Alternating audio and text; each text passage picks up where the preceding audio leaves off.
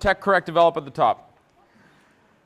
What I realized about a year ago was that I was putting a lot of time and energy in getting better at correcting specific problems with patients. Okay, so patient X comes in, they got a tight hip, their right hip doesn't rotate. Okay, I'm going to try and get as good as I can at at kind of educating this person what they need to do every day at home for a short period of time to correct that problem.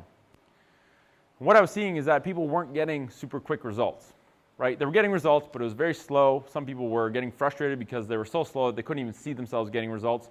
And what I realized was that I wasn't spending enough time teaching this person why that restriction developed in the first place, and so they weren't changing why it was there. Right? They're spending 30 minutes mobilizing their hip, and they're spending 10 hours a day stiffening their hip. So I started spending a lot more time on the protect part. Right? Protect, correct, develop. Protect people by getting them to understand why the restriction is there in the first place. Because that's the low-hanging fruit. That's the easiest. It's the simplest thing to modify, but for some people it can be the hardest, right?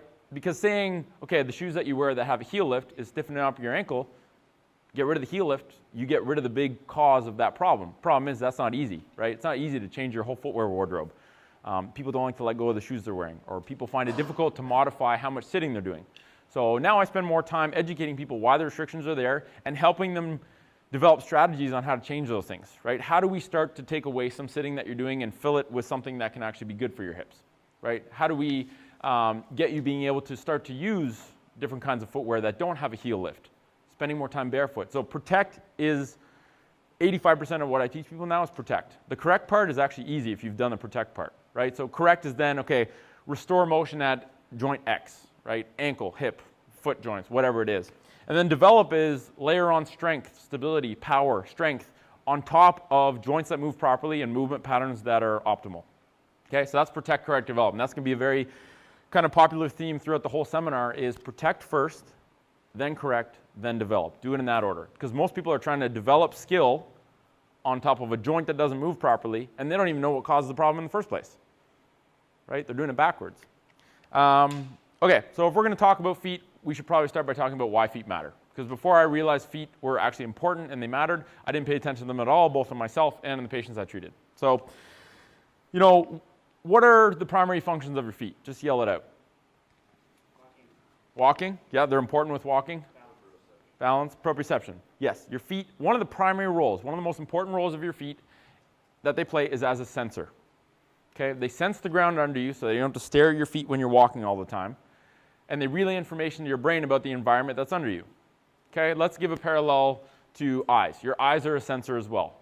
They take in visual input from the environment to tell your brain how, give your brain information so that you can navigate the environment.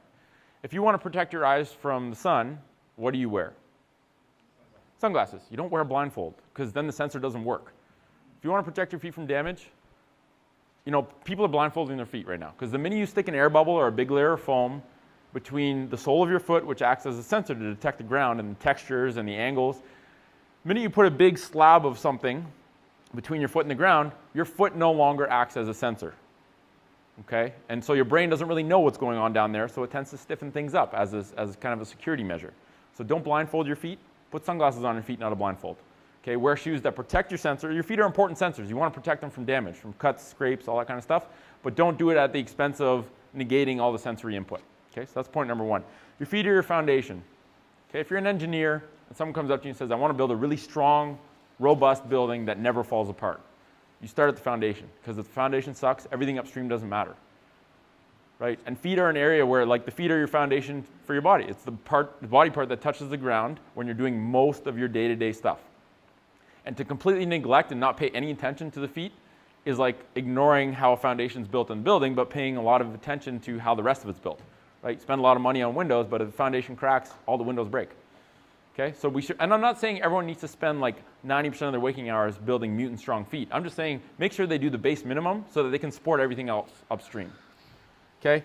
Linchpin body part. We treat a lot of powerlifters in the clinic. It's like you treat one of them and then